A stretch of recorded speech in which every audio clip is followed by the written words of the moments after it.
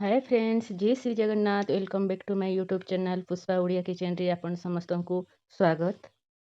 आपण मानकु शेयर करिवि आज पनीर आलू मटर रे बहुत टेस्टी रेसिपी। आपण माने थरे बनांतु एई प्रोसेस रे परफेक्ट बनिबो।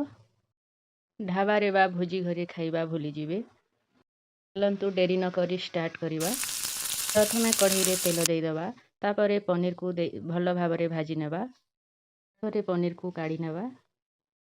प्रथमे तेजपत्र आउ जीरा को देदबा, तापरे पियाज देदबा, गोल्डन ब्राउन हैला पर्यंत भाजी नेबा।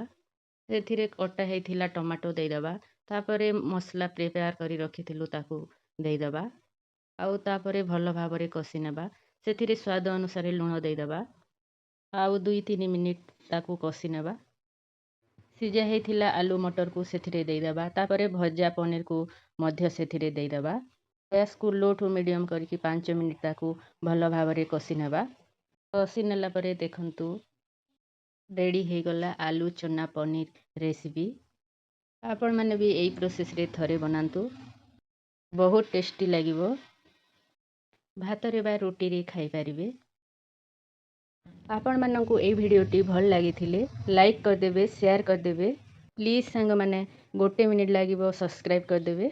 आपण मानंक पई नुआ नुआ रेसिपी नै आसीबी। आगा को कंटिन्यू रही थांतु। Wow! रहिली जे जगन्नाथ संग माने।